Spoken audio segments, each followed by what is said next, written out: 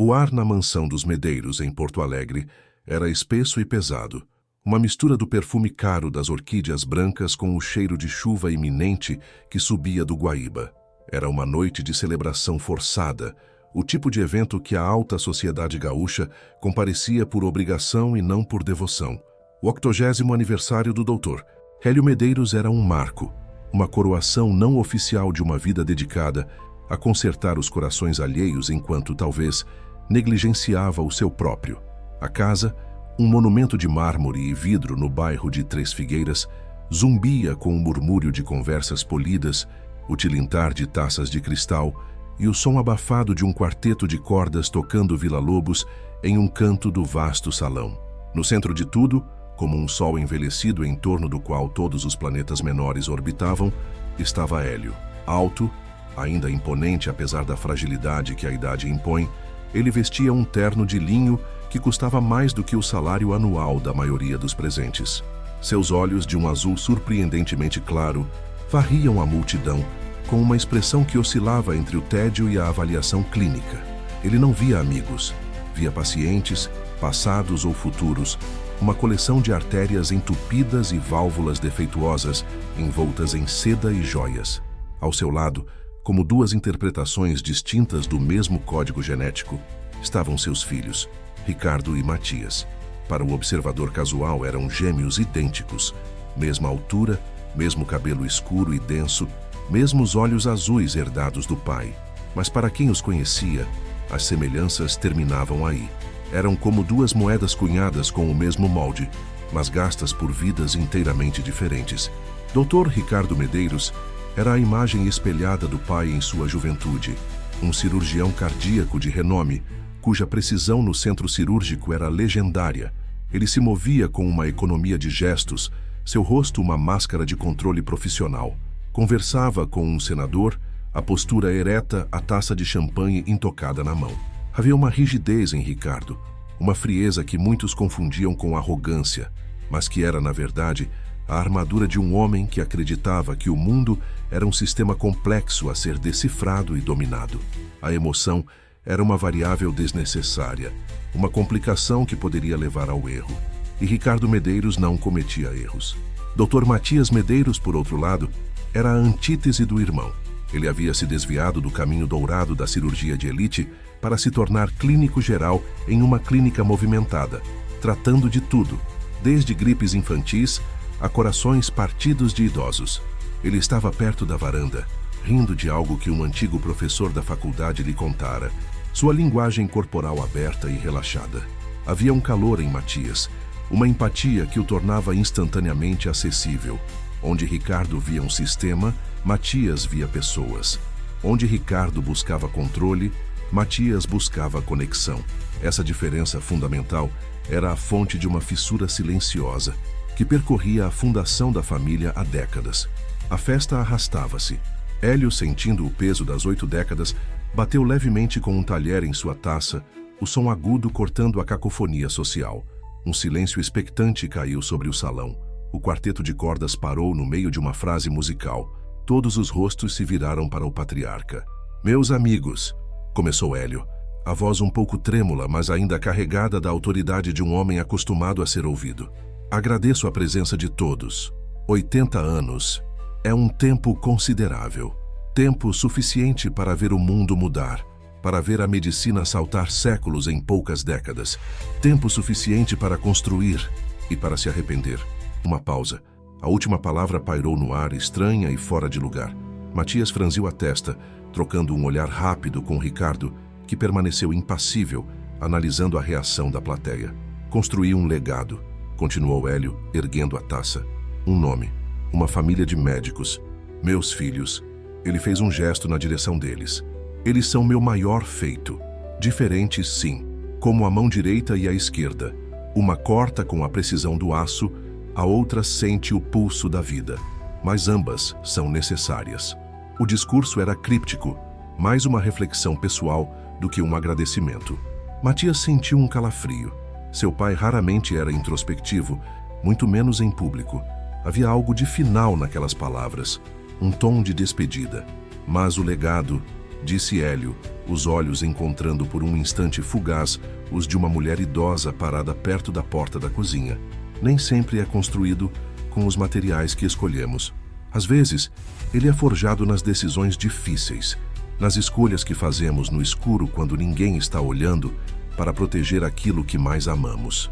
A mulher era Dona Yolanda, a governanta. Estava com a família há quase 50 anos.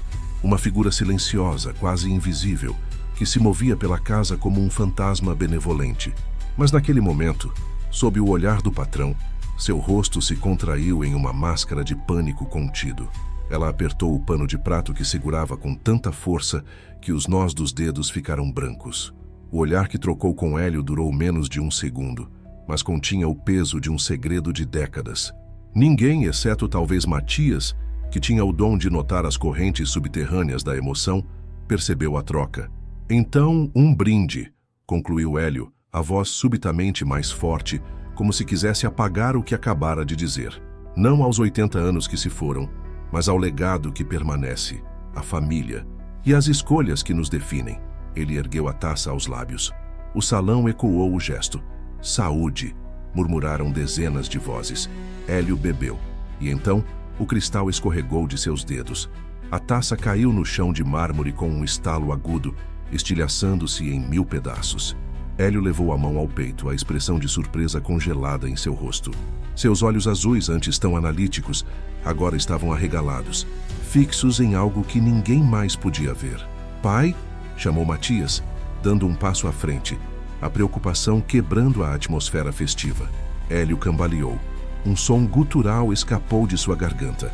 Ele tentou falar, mas apenas um fio de saliva escorreu pelo canto da boca. Seu corpo, antes tão imponente, dobrou-se sobre si mesmo. Ele caiu de joelhos e depois tombou para o lado, o impacto surdo ecoando pelo silêncio aterrorizado do salão. O caos explodiu. Gritos, pessoas recuando, horrorizadas. O quarteto de cordas parou de vez, mas os filhos de Hélio não hesitaram.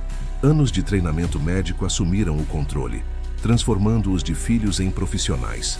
Afaste-se todo mundo, ordenou Ricardo, a voz cortante e precisa, já se ajoelhando ao lado do pai, os dedos procurando o pulso na carótida. Matias, verifique as vias aéreas. Yolanda, chame a emergência. Agora, diga que é uma parada cardíaca fulminante, provável IAM. Matias já estava ali, inclinando a cabeça do pai, garantindo que a língua não obstruísse a passagem de ar. Sem pulso, Ricardo. Ele está em assistolia. Comece as compressões. Eu faço a ventilação, disse Ricardo, rasgando a camisa cara do pai com um movimento rápido e brutal. Os dois irmãos começaram a trabalhar em uma sincronia aterrorizante, uma dança macabra de vida e morte no meio do salão de festas. Ricardo aplicava as compressões torácicas, o rosto concentrado, contando em voz alta. Matias soprava ar nos pulmões do pai, o rosto molhado de suor e lágrimas que ele se recusava a reconhecer. Ouve-se ao fundo o choro agudo de Dona Yolanda ao telefone, sua voz quebrada passando o endereço. Os convidados assistiam, paralisados, uma audiência cativa para a tragédia mais íntima. O grande Dr. Hélio Medeiros, o homem que salvara centenas de corações, estava morrendo no chão de sua própria casa, sob as mãos de seus próprios filhos. Eles lutaram, por 10, 15, 20 minutos que se estenderam por uma eternidade. Lutaram contra o inevitável, contra a biologia, contra o tempo. Mas o coração de Hélio Medeiros, a fonte de seu legado e de seus segredos, se recusava a bater novamente. Quando os paramédicos chegaram, encontraram Ricardo e Matias exaustos, cobertos de suor, ajoelhados sobre o corpo imóvel de seu pai. Um dos socorristas, um jovem que havia sido aluno de Ricardo na faculdade, aproximou-se com cautela. Doutor, começou ele, hesitante. Ricardo ergueu o rosto, os olhos azuis frios como gelo, mas com uma nova e terrível rachadura em sua superfície. Ele olhou para o monitor que o paramédico trazia. A linha estava reta, implacável.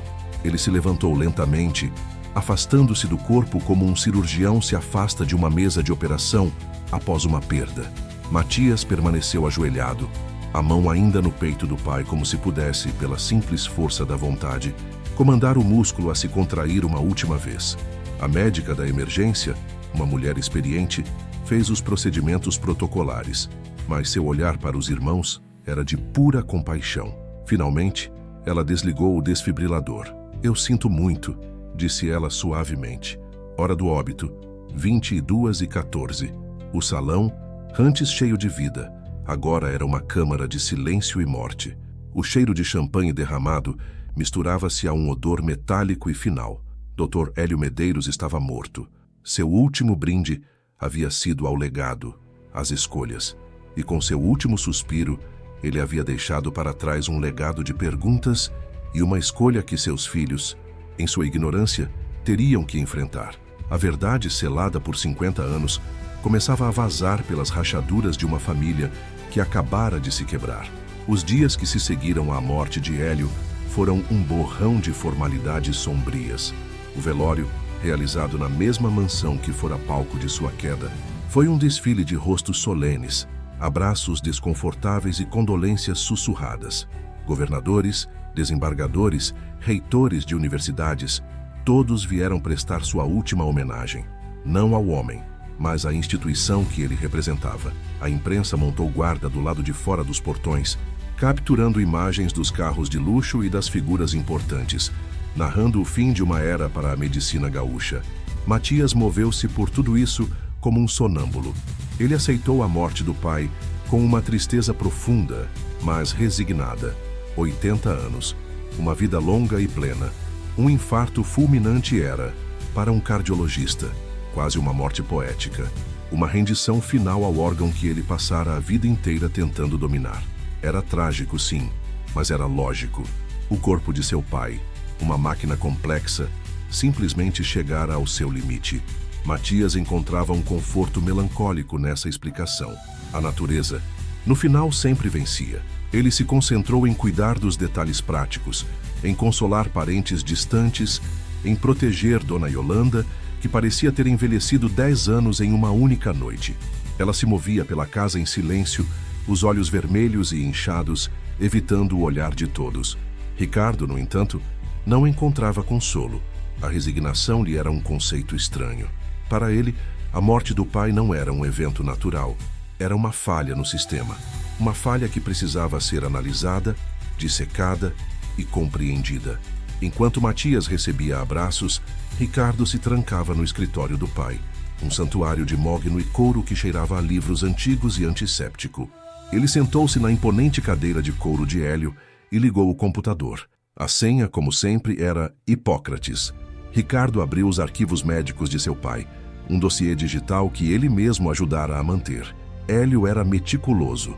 Cada exame de sangue, cada eletrocardiograma, cada nota de consulta estava ali, datada e catalogada com precisão cirúrgica. Ricardo passou horas mergulhado nos dados. O histórico de Hélio era o de um homem de sua idade que se cuidava.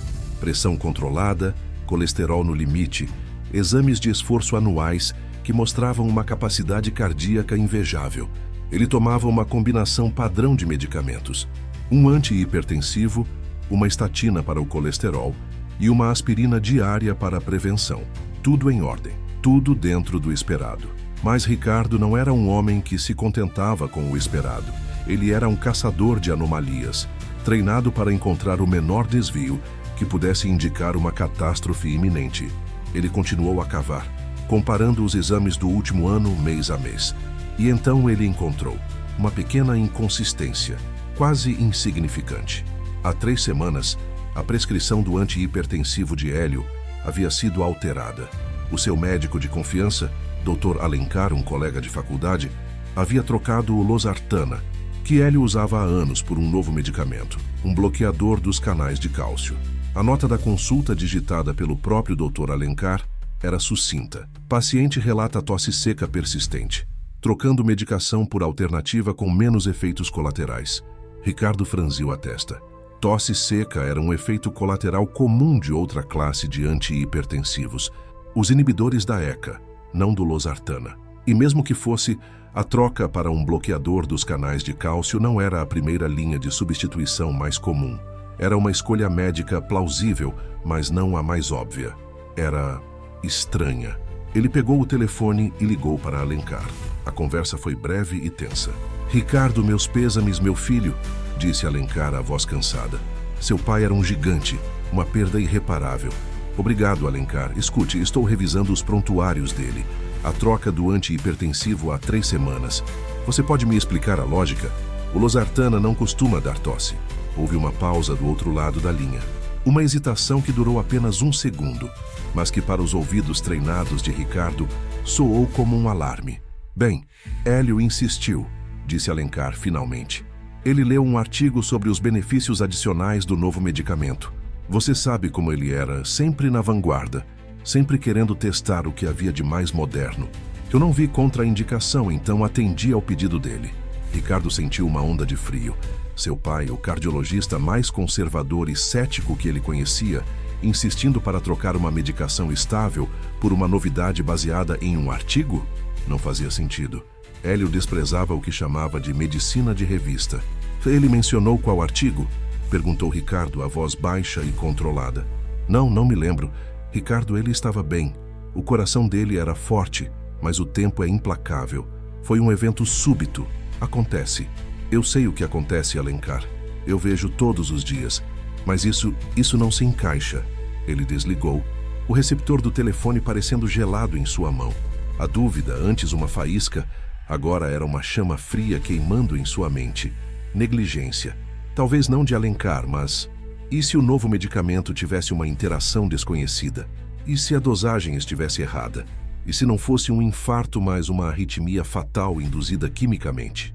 Ele encontrou Matias no jardim, sentado em um banco de pedra sob a sombra de um ipê. Matias olhava para o céu, o rosto marcado pela exaustão. Precisamos conversar, disse Ricardo, parando na frente dele. Matias ergueu os olhos. Sobre o quê? O inventário. O funeral já passou, Ricardo. Podemos ter um dia de paz. Não se trata de paz. Trata-se da verdade, disse Ricardo, a intensidade em sua voz fazendo Matias se endireitar. Eu não acho que a morte do pai foi natural. Matias olhou para ele incrédulo. O que você está dizendo? Ele teve um infarto na nossa frente. Nós tentamos reanimá-lo. Você viu o corpo. Eu vi o resultado, não a causa. Encontrei algo nos prontuários dele. Uma mudança de medicação. Uma história que não faz sentido. Alencar diz que o pai insistiu na troca, o que é ridículo. Hélio nunca faria isso. Talvez ele tenha feito. Pessoas mudam, Ricardo. Ele tinha 80 anos. Talvez estivesse com medo, procurando por uma pílula mágica. Você está procurando por um culpado onde só existe a biologia. Não, eu estou procurando por uma explicação lógica. A voz de Ricardo se elevou, a frustração quebrando sua fachada de controle. Você, com toda a sua conversa sobre emoções e pessoas, não consegue ver? Algo está errado aqui. Eu suspeito de negligência, talvez má prática, talvez algo pior. Matias se levantou, o rosto endurecido. Pior como o quê? Você acha que Alencar, o melhor amigo dele, o envenenou? Pelo amor de Deus, Ricardo, ouça a si mesmo. Você não pode aceitar que nosso pai, o grande doutor Medeiros, morreu como um homem qualquer. Você precisa de uma conspiração, de um erro médico, de algo para dissecar e consertar. Mas ele não é um de seus pacientes. Ele era nosso pai, e ele se foi. O abismo entre eles parecia intransponível. De um lado, a lógica fria de Ricardo, que via um quebra-cabeça a ser resolvido. Do outro, a aceitação emocional de Matias, que via uma tragédia a ser vivida. Eu não vou deixar isso quieto, disse Ricardo, a mandíbula cerrada. Eu era o médico dele tanto quanto Alencar. Se houve um erro, eu tenho o direito de saber. Eu tenho o dever de saber. E o que você vai fazer? Exumar o corpo? Processar um homem de luto? Cuspiu Matias, a raiva misturada à dor. Eu não preciso exumar o corpo, disse Ricardo, os olhos azuis brilhando com uma determinação gélida. As amostras de tecido da autópsia preliminar estão no laboratório do hospital. Eu vou solicitar uma análise toxicológica e genética completa. Matias balançou a cabeça, derrotado pela teimosia do irmão. Isso é loucura, é um desrespeito. É ciência, corrigiu Ricardo, e a ciência vai me dar a resposta. Ele se virou e marchou de volta para a casa, deixando Matias sozinho sob o ipê. A dúvida de Ricardo era como um bisturi, dissecando a frágil paz que se seguira à morte, cortando o tecido da aceitação, procurando por um tumor de engano que só ele acreditava existir. E sem saber, ele estava prestes a cortar muito mais fundo do que imaginava. expondo um segredo que faria a morte de seu pai parecer uma misericórdia. Da janela da cozinha, Yolanda observou a troca, o rosto pálido de pavor. Ela ouviu as palavras análise genética e sentiu o chão desaparecer sob seus pés. O passado que ela pensava estar enterrado para sempre estava prestes a ser exumado pela ciência. A atmosfera no laboratório de genética do Hospital Moinhos de Vento era de uma calma quase religiosa. O ar era filtrado, a temperatura controlada, e o único som era o zumbido baixo dos sequenciadores de DNA e o clique suave dos teclados. Era um mundo de ordem e precisão, um universo de códigos e probabilidades. Para Ricardo, aquele ambiente era mais reconfortante do que qualquer igreja. A verdade, ele acreditava, não estava na fé, mas nos dados. Ele usou sua influência como chefe de cirurgia para agilizar o processo. A solicitação oficial para a análise das amostras de hélio foi protocolada sob o pretexto de investigação de cardiomiopatias hereditárias. Era uma justificativa médica impecável. Se Hélio tivesse alguma predisposição genética rara que levou ao infarto, seus filhos precisavam saber.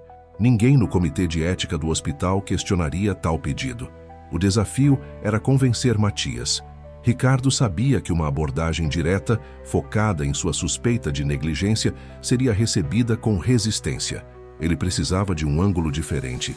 Ele precisava apelar para o próprio senso de responsabilidade de Matias como médico e como pai. Matias tinha uma filha adolescente, Clara. Ele encontrou o irmão em sua clínica, um espaço acolhedor e um pouco caótico no bairro Menino Deus, que contrastava fortemente com a estética minimalista e asséptica do consultório de Ricardo. Crianças choravam na sala de espera. Idosos conversavam animadamente. Matias estava terminando de examinar um garotinho com dor de ouvido, fazendo-o rir ao transformar o otoscópio em um telescópio de pirata. Ricardo esperou impaciente, sentindo-se um intruso naquele mundo de medicina humanizada. Quando Matias finalmente o levou para sua sala, a expressão em seu rosto era de cansaço. Se você veio discutir sobre a autópsia de novo, começou Matias. Não exatamente, interrompeu Ricardo, adotando um tom cuidadosamente neutro. Eu vim falar sobre nós, sobre a Clara. Eu protocolei o pedido para a análise genética, e faz sentido que nós dois também sejamos testados. Matias suspirou. Ricardo, já conversamos sobre isso, é um exagero. Não é. Pense nisso como um protocolo, Matias. Apenas um protocolo. Nosso pai morreu de um evento cardíaco súbito. Se houver um componente genético, uma mutação no gene SCN5A ou algo do tipo, nós somos portadores em potencial. Clara é uma portadora em potencial. Não é sobre culpar alguém pela morte do pai. É sobre proteger o futuro da nossa família. É a coisa médica e responsável a fazer. Ricardo escolheu suas palavras como um cirurgião escolhe seus instrumentos. Protocolo, responsável, proteger o futuro. Ele sabia que esses eram os conceitos que ressoariam com a consciência médica de Matias, contornando a barreira emocional. Matias hesitou. A menção de sua filha Clara atingiu o alvo. Ele olhou para uma foto dela na sua mesa, um sorriso radiante emoldurado por cabelos cacheadados.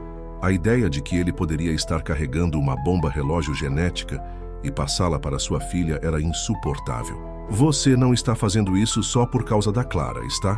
Perguntou Matias, a voz baixa perscrutadora. Você ainda está procurando por algo, não está? Um erro. Uma resposta que se encaixe na sua visão de mundo. Eu estou fazendo isso porque é a coisa certa a fazer, respondeu Ricardo, a voz firme, sem admitir nem negar a acusação. A toxicologia completa também será feita. Assim teremos todas as respostas. Eliminaremos todas as dúvidas, para o bem de todos. Finalmente, Matias cedeu.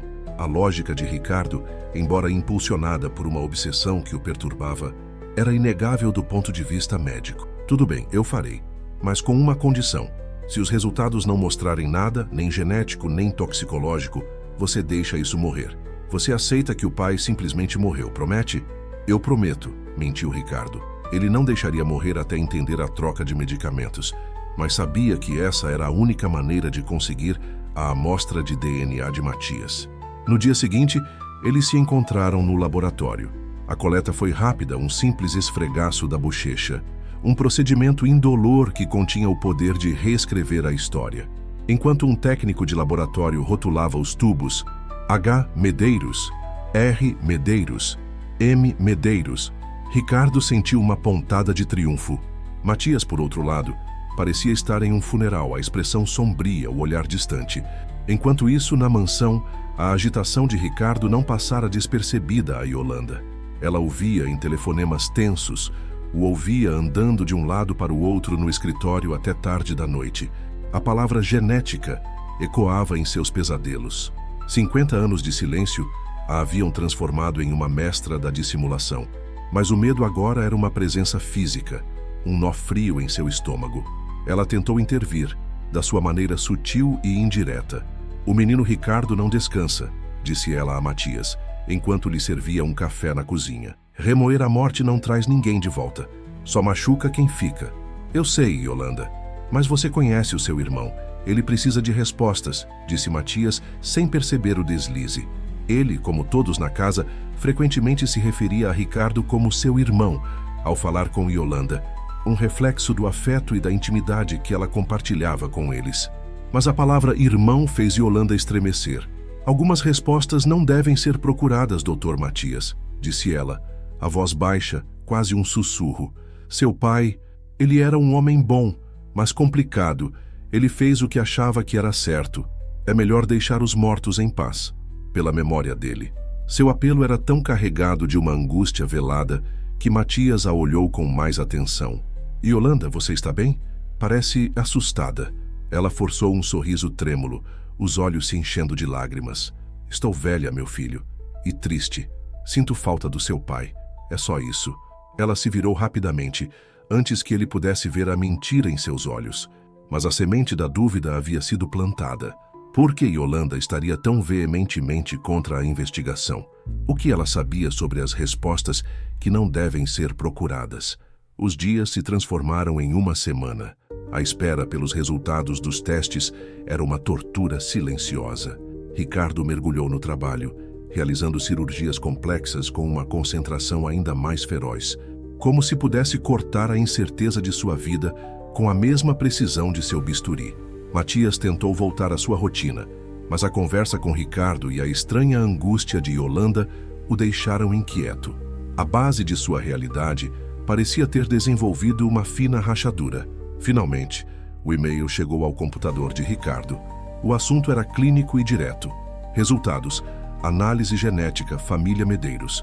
Ele fechou a porta de seu escritório, o coração batendo com uma mistura de apreensão e antecipação. Abriu o arquivo PDF criptografado. A primeira página era o laudo toxicológico de Hélio. Ricardo passou os olhos rapidamente pelos resultados. Negativo para todas as substâncias incomuns. A dosagem do novo antihipertensivo estava correta. Não havia veneno nem overdose.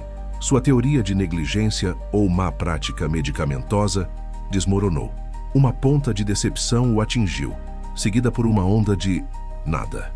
O quebra-cabeça ainda estava incompleto. Então ele rolou para a segunda página. O relatório de paternidade. A análise era baseada na comparação de marcadores de microsatélites, os STRs do cromossomo ictus, que são passados de pai para filho com pouquíssima alteração. O relatório era uma série de tabelas e números, mas a conclusão no final da página era inequívoca. Sujeito A, Hélio Medeiros, amostra 001. Sujeito B, Ricardo Medeiros, amostra 002. Conclusão: a compatibilidade dos marcadores do cromossomo ictus indica que o sujeito A não pode ser excluído como o pai biológico do sujeito B. A probabilidade de paternidade é de 99,99999%. Ricardo respirou fundo, um alívio que ele não esperava sentir. Então seus olhos se moveram para a próxima sessão. Sujeito A, Hélio Medeiros, amostra 001. Sujeito C, Matias Medeiros, amostra 003. Conclusão: a incompatibilidade em múltiplos marcadores do cromossomo ictus exclui o sujeito A como o pai biológico do sujeito C. A probabilidade de paternidade é de 0%. O mundo de Ricardo parou. Ele leu a frase de novo. E de novo. As palavras não mudavam. Exclui. 0%. Não era um erro. Os protocolos daqueles laboratórios eram rigorosos demais. As amostras eram testadas e contratestadas. A ciência não mentia. Seu pai não era pai de Matias. O que significava? Ele rolou a página para a análise final, a que comparava os irmãos. Sujeito B, Ricardo Medeiros, amostra 002. Sujeito C, Matias Medeiros, amostra 003. Conclusão. A análise comparativa do DNA autossômico indica que os sujeitos não compartilham o grau de parentesco esperado para irmãos germanos. A análise do cromossomo Y confirma que eles não compartilham a mesma linhagem paterna. Eles não eram irmãos. E se não eram irmãos, certamente não eram gêmeos. O ar no escritório de Ricardo pareceu ficar rarefeito. O zumbido do computador soava como um grito em seus ouvidos. Cada certeza em sua vida, sua identidade, sua família, seu próprio reflexo no rosto de seu irmão, era uma mentira. O bisturi da dúvida havia cortado fundo demais, e o que ele encontrou não era um tumor, mas um abismo. A estrutura de seu mundo, construída sobre a base de uma simetria biológica, havia se partido em duas, e ele estava caindo. O silêncio no escritório de Ricardo era tão absoluto que ele podia ouvir o zumbido da lâmpada fluorescente no teto. A tela do computador emitia um brilho frio, as palavras em negrito. Exclui, 0%, parecendo pulsar no escuro. Por um longo momento, Ricardo não se moveu. Sua mente, treinada para processar informações complexas e tomar decisões em frações de segundo, estava paralisada. Era como se o sistema operacional de sua realidade tivesse encontrado um erro fatal e desligado. A primeira onda de pensamento foi puramente analítica. Erro. Tinha que ser um erro. Contaminação da amostra. Troca de rótulos no laboratório. Um técnico incompetente. Ele começou a formular mentalmente um e-mail furioso para o diretor do laboratório, exigindo uma reanálise completa, citando protocolos de segurança e a cadeia de custódia. Era uma reação automática, a tentativa de impor ordem a um universo que acabara de se tornar caótico. Mas a segunda onda, que veio logo atrás, era mais fria e mais aterrorizante. Era a intuição. Ele repassou os últimos dias em sua mente, a hesitação de Alencar ao telefone, o apelo desesperado de Yolanda para deixar os mortos em paz, a relutância de Matias e, mais distantemente, o discurso final e enigmático de seu pai sobre escolhas feitas no escuro. As peças, antes disformes e sem conexão, começaram a se encaixar com um clique horrível. Isso não era um erro de laboratório, era a resposta. A resposta para uma pergunta que ele nem sabia que estava fazendo. Sua mão tremia quando ele pegou o telefone para ligar para Matias. O que ele diria? Como se comunica uma informação que destrói a própria fundação da identidade de alguém? Olá, Matias. A propósito, descobri que não somos irmãos e que toda a sua vida é uma mentira. O absurdo da situação era grotesco. Venha ao meu escritório. Agora. Foi tudo o que ele conseguiu dizer quando Matias atendeu, a voz soando estranhamente distante, como se pertencesse a outra pessoa. Matias chegou 20 minutos depois, o rosto marcado pela curiosidade e uma ponta de irritação. O que foi, Ricardo? Encontrou sua prova irrefutável de que Alencar é um assassino em série? Ricardo não respondeu. Ele apenas girou o monitor do computador na direção do irmão. Matias se inclinou, os olhos percorrendo o texto. Ele leu o relatório toxicológico primeiro, e um suspiro de alívio escapou de seus lábios. Viu? Eu disse. Nada. Foi natural. Agora você pode, por favor, deixar o pai descansar? Continue lendo, disse Ricardo a voz baixa. Matias franziu a testa e rolou a página. Seus olhos passaram pela seção de paternidade de Ricardo, e ele deu de ombros. Ok, você é filho dele. Nós já sabíamos disso. Então, seus olhos chegaram à terceira seção. Aqui tinha seu nome. Ele parou. Sua respiração ficou suspensa. Ele se inclinou para mais perto, como se a proximidade física pudesse alterar o significado das palavras. Ele leu a conclusão uma vez. Depois, uma segunda vez, os lábios se movendo silenciosamente. O calor e a cor pareceram drenar de seu rosto, deixando-o com uma palidez de cera. Isso é um erro, sussurrou ele, a voz rouca. Eles trocaram as amostras, é a única explicação. Eu também pensei isso, disse Ricardo, levantando-se e começando a andar de um lado para o outro, incapaz de ficar parado. Mas olhe a análise comparativa entre nós. As amostras foram claramente pareadas. O erro não está no processo. Matias, o erro está na nossa história. Matias se afastou do computador como se ele estivesse irradiando veneno. Ele olhou para Ricardo, os olhos azuis, aqueles olhos que ele sempre pensara serem um espelho dos de seu irmão, uma marca registrada dos Medeiros. Agora pareciam os de um estranho. Não, disse ele, balançando a cabeça, a negação sendo a única coisa que o impedia de desmoronar. Não, nós somos gêmeos. Nós nascemos no mesmo dia, da mesma mãe. Eu vi as fotos.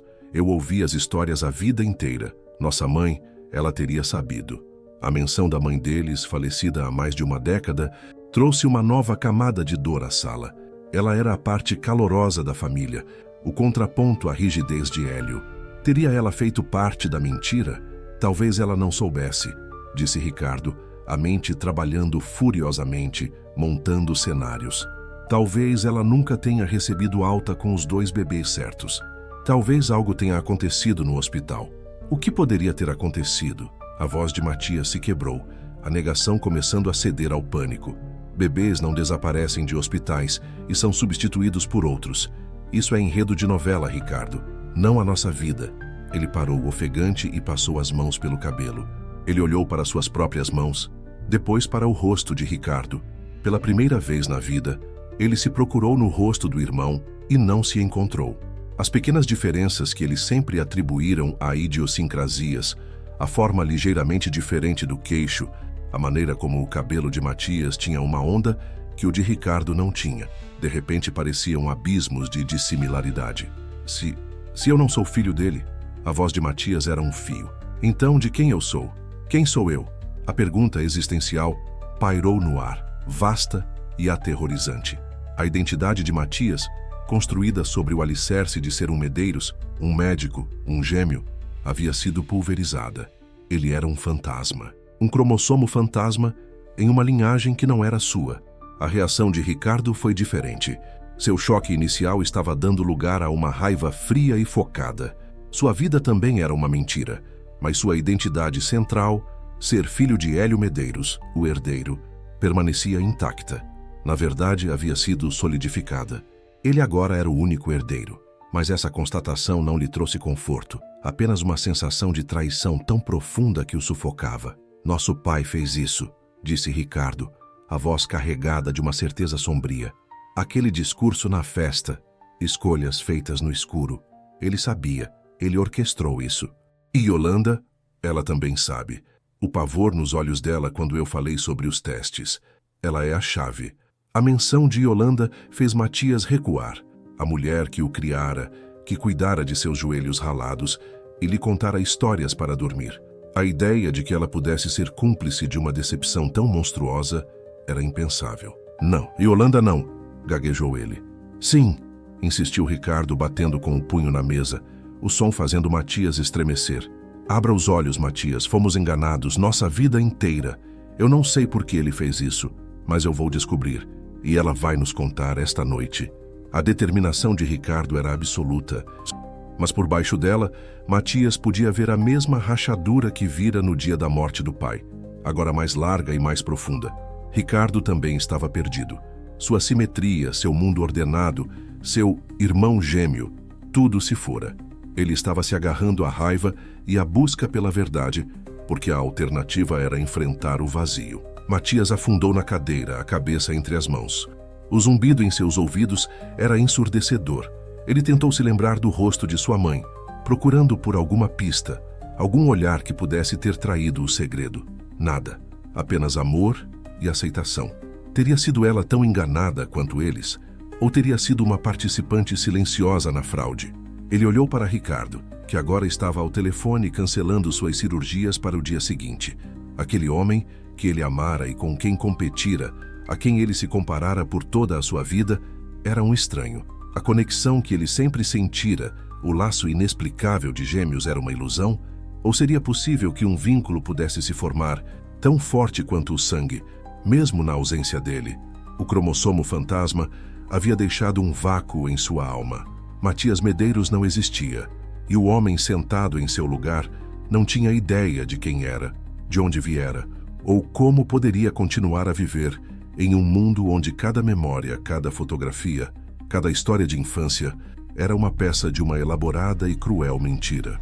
A busca de Ricardo pela verdade sobre a morte de seu pai havia terminado, mas no processo ele havia matado a identidade de seu irmão. A chuva que ameaçava desde a noite da festa finalmente desabou sobre Porto Alegre. Grossas cortinas de água varriam as janelas da mansão Medeiros e o som dos trovões ecoava como pontuações na tensão sufocante que se instalara na biblioteca. A sala, geralmente um refúgio de paz, com suas paredes forradas de livros e o cheiro de couro e madeira, parecia uma câmara de interrogatório. A luz estava baixa, lançando sombras longas e dançantes que se agarravam aos cantos. Yolanda estava sentada em uma poltrona de veludo, uma figura pequena e frágil engolida pelo móvel imponente. Suas mãos nodosas e manchadas pela idade torciam um lenço de algodão no colo. Ela não chorava. Seus olhos estavam secos, mas vastos com o horror de um segredo que ela carregara por 50 anos e que agora vinha à tona. Ricardo estava de pé perto da lareira apagada, a silhueta recortada contra o brilho ocasional de um relâmpago. Ele era o promotor, a raiva emanando dele em ondas frias. Matias estava perto da janela, olhando para a tempestade lá fora, mas vendo apenas o caos dentro de si. Ele se sentia um espectador de sua própria destruição. "Nós sabemos, Yolanda", começou Ricardo, a voz desprovida de qualquer emoção. Ele havia colocado o relatório do laboratório na mesinha de centro, de frente para ela. As palavras impressas pareciam gritar no silêncio. "A ciência não mente. Agora queremos que você nos conte por quê." Yolanda estremeceu, mas não olhou para o papel. Seus olhos estavam fixos em um ponto no tapete persa. "Eu jurei", sussurrou ela, a voz frágil como papel velho. "Eu jurei ao Dr. Hélio no leito de morte da sua mãe. Eu jurei que nunca contaria." "Mamãe sabia?" A voz de Matias soou pela primeira vez quebrada, vindo da janela. Yolanda finalmente ergueu o olhar para ele e a dor em seus olhos era tão profunda que Matias sentiu um soco no estômago. "Ela soube no final. O segredo a adoeceu por dentro, meu filho. Ela o amava tanto, amava os dois. Ela nunca quis que você sofresse. Então nos poupe de mais sofrimento e conte a verdade", pressionou Ricardo, implacável. E então, como uma represa se rompendo, a história começou a fluir. As palavras de Yolanda eram hesitantes no início. Depois ganharam força, como se a libertação de seu fardo lhe desse uma energia há muito perdida. "Eu não era governanta naquela época", disse ela. "Eu era enfermeira no hospital de clínicas, jovem, recém-formada. E o Dr. Hélio, ele era um deus, o cirurgião mais brilhante que já tínhamos visto. Todos nós o temíamos e o admirávamos. Ele era orgulhoso. Seu nome, sua reputação, era tudo para ele." Ela fez uma pausa, os olhos perdidos na memória. "Naquela noite, foi uma noite de caos, uma tempestade como esta. Sua mãe, Dona Lídia, entrou em trabalho de parto prematuro de 7 meses. Havia complicações. Ao mesmo tempo, na sala de cirurgia ao lado, Dr. Hélio estava operando um homem. Um caso de emergência, uma ruptura de aorta.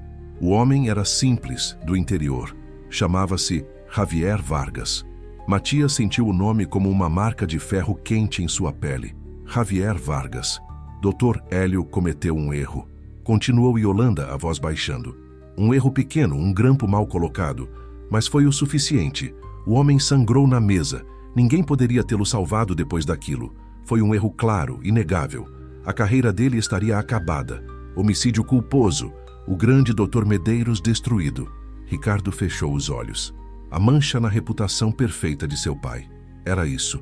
O motivo era sempre o orgulho. Enquanto o caos se instalava na sala de cirurgia, sua mãe deu à luz no quarto ao lado, disse Yolanda, agora olhando diretamente para Ricardo. Você nasceu primeiro, pequeno, mas forte, um lutador. Mas seu irmão, o segundo bebê, ele não resistiu. Nasceu sem vida.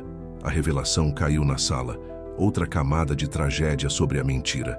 Houve um terceiro bebê, um irmão que Ricardo nunca conheceu, que viveu e morreu em questão de minutos. Hélio ficou devastado. Em uma única noite, ele havia perdido um paciente por um erro e um filho para o destino. Sua esposa estava frágil, deprimida. Ele me disse que a notícia de ter perdido um dos gêmeos a mataria. A voz de Yolanda tremeu, e pela primeira vez, as lágrimas escorreram por seu rosto enrugado. Ele viu uma saída terrível, monstruosa. O homem na mesa de cirurgia, Javier Vargas, Sua esposa também estava no hospital. Ela tinha acabado de dar à luz horas antes. Um menino saudável. O pai mal teve tempo de vê-lo antes de ser levado para a emergência. Matias sentiu o ar sendo roubado de seus pulmões. Ele se agarrou ao parapeito da janela para não cair. Hélio me chamou em sua sala. O cheiro de álcool e desespero estava por toda parte. Ele me ofereceu dinheiro, um emprego para a vida toda, segurança, e me ameaçou. Disse que se eu não o ajudasse, ele arruinaria minha carreira, diria que eu fui a responsável pelo erro com o grampo. Eu era jovem, sozinha, apavorada. Ele me fez fazer a troca. Eu peguei você, Dr. Matias. Ela soluçou. O título formal soando absurdo. Do berçário dos Vargas. E o levei para o quarto de Dona Lídia. E eu peguei o corpinho do bebê natimorto e o coloquei no berçário dos Vargas. Eu disse à jovem mãe Lourdes que seu bebê, como o pai, não havia sobrevivido à noite. Ela entrou em um estado de choque catatônico. O laudo da morte de Javier foi alterado por Hélio para complicações inevitáveis. O laudo do seu bebê, Matias, foi assinado como se fosse o do filho natimorto de Hélio. A confissão estava completa. A lógica fria e brutal do plano de Hélio se desenrolou na sala. Ele não apenas salvara sua carreira, mas também salvara sua esposa da dor, tudo ao custo de outra família. Ele roubara um filho, condenara uma mãe ao luto eterno e vivera uma mentira por 50 anos. Dona Lídia não soube de imediato, sussurrou Yolanda. Ela estava sedada. Ela só viu seus 2 bebês quando estava pronta para ir para casa.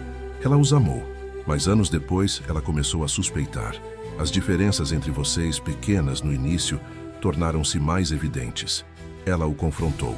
Hélio confessou. E isso a quebrou. Ela carregou a culpa até o dia em que morreu, me fazendo jurar que o segredo morreria comigo. O silêncio que se seguiu foi profundo, preenchido apenas pelo som da chuva e dos soluços de Yolanda. Ricardo, que permanecera imóvel durante toda a confissão, finalmente se moveu. Ele caminhou até a mesinha de centro, pegou o relatório do laboratório e o rasgou em 2, depois em 4, deixando os pedaços de papel caírem no chão como neve suja. A busca pela verdade o levara a um lugar muito mais sombrio do que a negligência. Levara-o ao coração da monstruosidade de seu pai. O homem que ele passara a vida inteira idolatrando era um ladrão de crianças, um monstro egoísta envolto na capa de um salvador. Sua raiva não tinha mais um alvo claro, era um veneno que se espalhava por todo o seu sistema. Matias, por outro lado, estava completamente à deriva. Ele não era Matias Medeiros. Ele era o filho de Javier Vargas, um homem que ele nunca conheceu.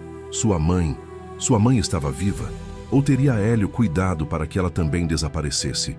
A dor da traição era ofuscada pela questão avassaladora de sua própria existência. Ele olhou para Yolanda, a mulher que fora sua confidente, cúmplice do roubo de sua vida. E ele não sentiu raiva, apenas um vazio profundo e oco. Lourdes, disse ele, a voz quase inaudível. Minha mãe, o que aconteceu com ela? Yolanda balançou a cabeça, as lágrimas escorrendo livremente. Hélio deu-lhe dinheiro. Mandou-a embora, de volta para o interior. Ameaçou-a para que nunca mais voltasse a Porto Alegre. Eu nunca mais ouvi falar dela. Eu juro. A tempestade lá fora rugia, um eco perfeito da tormenta que havia engolido a família Medeiros. A verdade, finalmente revelada, não trouxera alívio, apenas devastação. Para Ricardo, a destruição de um ídolo. Para Matias, a aniquilação de si mesmo. E para ambos, a constatação de que os laços que os uniam não eram de sangue, mas de um crime. O dia seguinte amanheceu cinzento e lavado, a cidade exausta pela tempestade. Na mansão Medeiros, o silêncio era uma doença. Ricardo e Matias se evitaram, cada um processando a revelação em seu próprio isolamento. Ricardo trancou-se no escritório, cancelando sua agenda, a raiva fervendo sob uma superfície de calma mortal. Ele repassava a confissão de Yolanda, dissecando cada detalhe, cada mentira.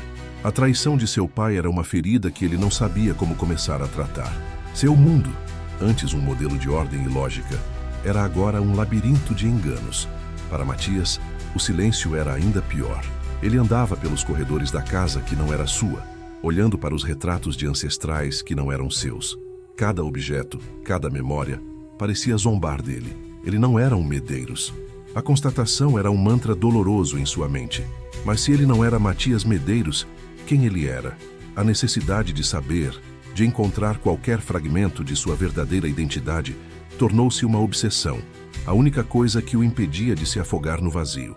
Ele precisava encontrar Lourdes Vargas. Precisava encontrar sua mãe. Foi ele quem quebrou o silêncio. Ele entrou no escritório de Ricardo sem bater. Ricardo estava sentado no escuro, o rosto iluminado apenas pela tela do notebook.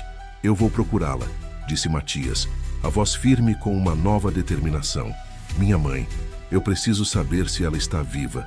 Ricardo ergueu os olhos, a exaustão e a raiva gravadas em suas feições. "E como você pretende fazer isso? O nome dela é comum.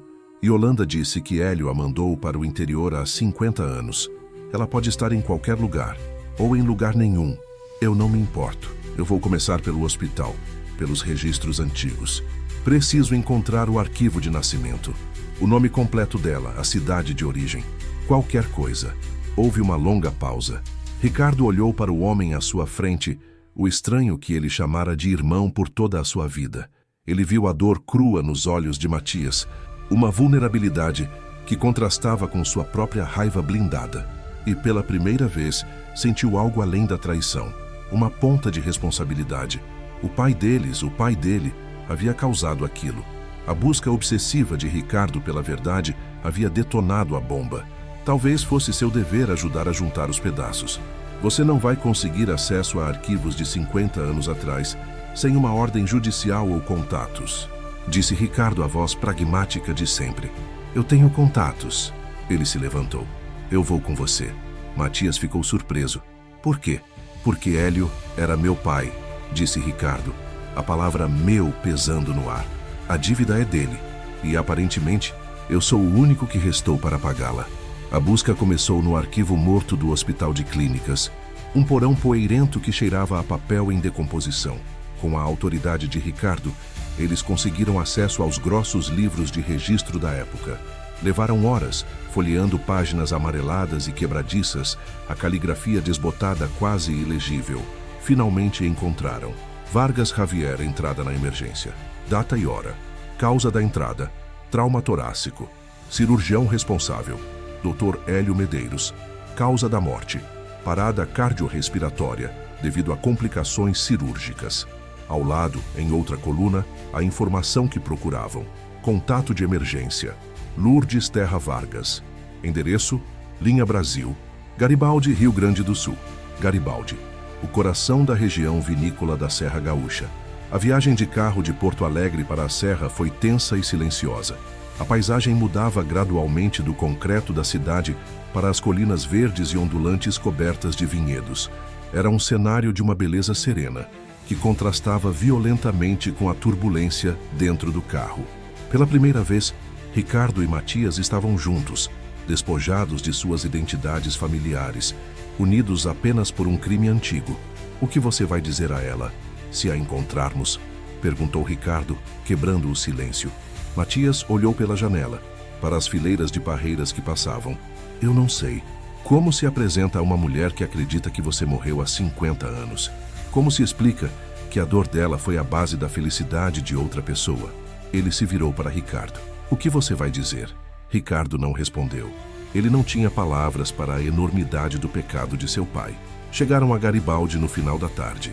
A cidade pequena, com sua forte herança italiana, parecia parada no tempo. Eles foram à prefeitura, depois à igreja local, procurando por registros, por qualquer um que se lembrasse de Lourdes Terra Vargas.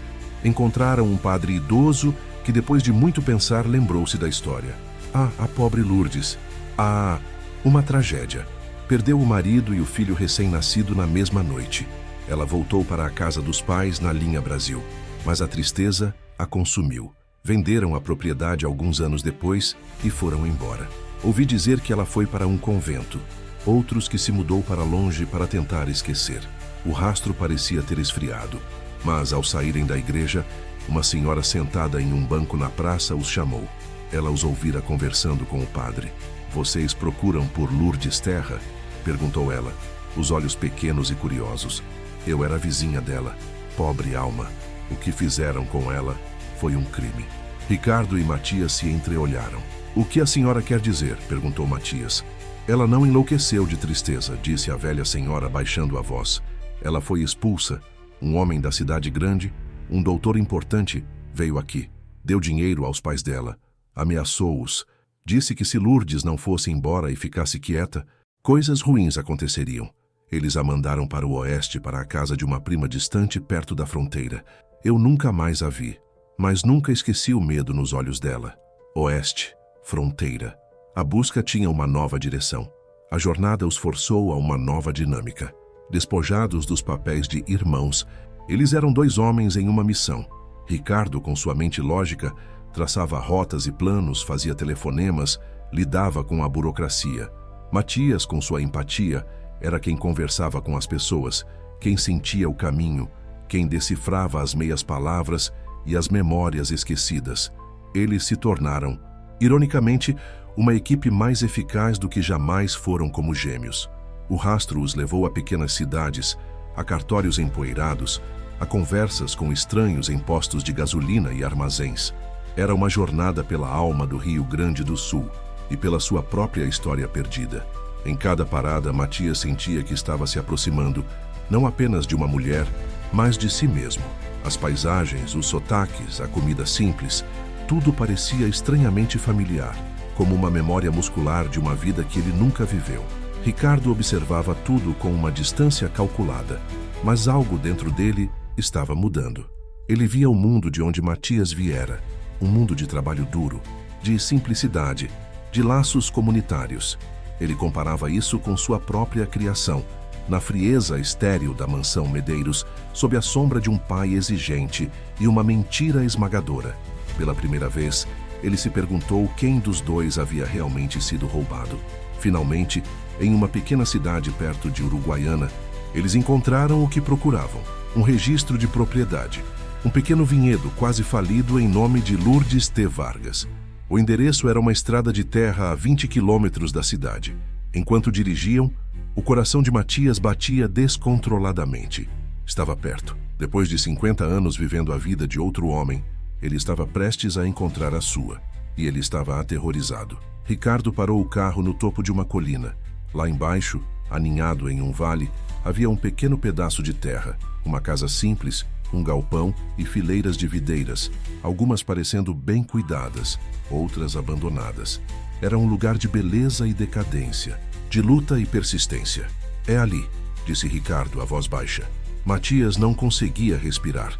Ali, naquele pequeno pedaço de chão, estava a mulher que lhe dera a vida. A mulher que chorara por ele por 50 anos. A verdade estava a apenas alguns metros de distância, e ele não sabia se estava pronto para ela. A estrada de terra que levava ao vinhedo era acidentada, e o carro de luxo de Ricardo parecia um animal deslocado naquele ambiente rústico. Cada solavanco parecia ecoar a agitação no peito de Matias. O ar que entrava pela janela cheirava a terra úmida e uvas maduras. Um aroma primordial que ele não reconhecia, mas que seu corpo parecia responder em um nível celular. Eles estacionaram perto de uma casa pequena e simples, com paredes que um dia foram brancas e um telhado de zinco manchado de ferrugem. Um cachorro magro latiu uma vez, preguiçosamente, e depois deitou a cabeça de volta nas patas. Havia uma sensação de isolamento, de um lugar onde o tempo se movia mais devagar, ou talvez tivesse parado completamente. Uma mulher saiu pela porta da frente, secando as mãos em um avental. Ela era alta e magra, os cabelos completamente brancos presos em um coque frouxo. Seu rosto era uma bela tapeçaria de rugas, cada linha contando uma história de sol, trabalho e tristeza. E seus olhos, quando ela ergueu o rosto para protegê-los do sol, Matias sentiu o mundo parar. Eram de um azul profundo e melancólico. Os mesmos olhos que ele via no espelho todas as manhãs. Era ela, Lourdes Vargas, sua mãe. Ela olhou para os dois homens bem vestidos que saíam do carro caro, a expressão cautelosa, a desconfiança de quem aprendeu a esperar o pior da vida. Pois não, disse ela, a voz rouca, mas firme. Matias tentou falar, mas as palavras não vieram. Sua garganta estava fechada, a emoção era uma onda que o afogava. Foi Ricardo quem deu um passo à frente, sua habitual compostura servindo como um escudo para a situação surreal. Senhora Vargas? Lourdes Terra Vargas? Sou eu, respondeu ela, os olhos passando de Ricardo para Matias, e demorando-se um pouco mais neste último. Uma sombra de confusão, de um reconhecimento impossível, passou por seu rosto. O que os senhores desejam? Se for do banco, já disse que não tenho como pagar este ano. Não somos do banco, disse Ricardo suavemente. Viemos de Porto Alegre. Temos notícias sobre o passado, sobre seu marido, Javier. O nome fez Lourdes recuar um passo, a mão indo ao peito, como se a palavra fosse um golpe físico. Javier, ele está morto há 50 anos. Não há mais nada a dizer sobre ele. Ah, sim, disse Matias, encontrando finalmente sua voz. Era um som frágil, quebrado. Ele deu um passo à frente e o cachorro rosnou baixo. Por favor, podemos conversar? Lourdes olhou para o rosto dele, para os traços que eram uma assombração, um eco doloroso do homem que ela amara. Ela hesitou, o medo lutando contra uma curiosidade que ela pensava ter morrido há muito tempo. Por fim, ela assentiu, indicando com a cabeça a varanda simples com 2 cadeiras de balanço. Ricardo ficou para trás, encostado no carro, dando-lhes espaço. Ele se sentia um intruso, uma testemunha de um momento tão sagrado e devastador que sua presença parecia uma profanação. Ele observou de longe enquanto Matias se sentava em frente à mulher que era sua mãe. Ele via a semelhança agora, não apenas nos olhos, mas na maneira como Matias inclinava a cabeça, no gesto de suas mãos. Era inegável. A conversa na varanda começou lentamente.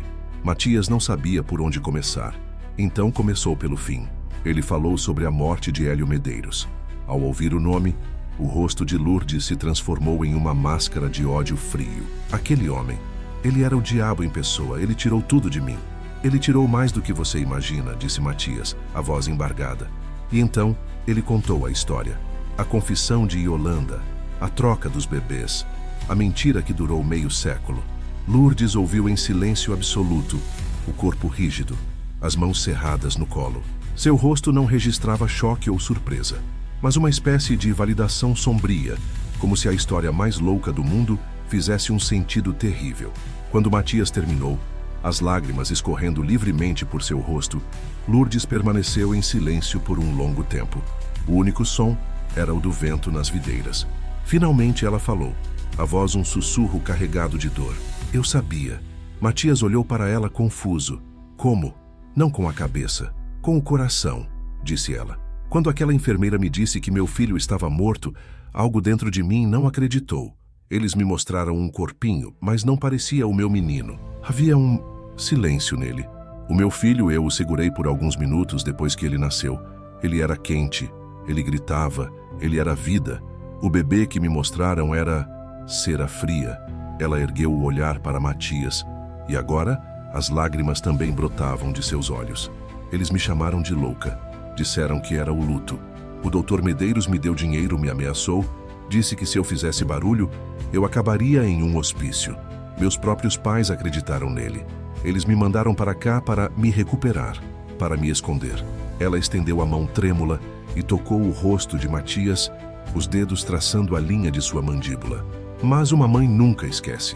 Todas as noites por 50 anos eu sonhei com você. Eu não sabia como era seu rosto, mas eu sentia sua presença no mundo. Eu sabia que você estava vivo, em algum lugar. O toque de sua mãe foi a única coisa que Matias precisava. Aquele contato físico, a confirmação de um vínculo que nem a mentira mais cruel poderia apagar, o quebrou completamente. Ele se inclinou para a frente e soluçou. A cabeça no colo dela, a dor e a confusão de uma vida inteira se derramando. E Lourdes o abraçou, acariciando seus cabelos, chorando com ele, não de tristeza, mas de um alívio milagroso e doloroso.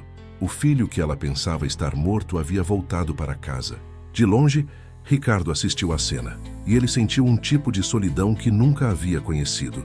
Ele viu o amor puro e incondicional entre uma mãe e um filho, um laço que ele nunca tivera.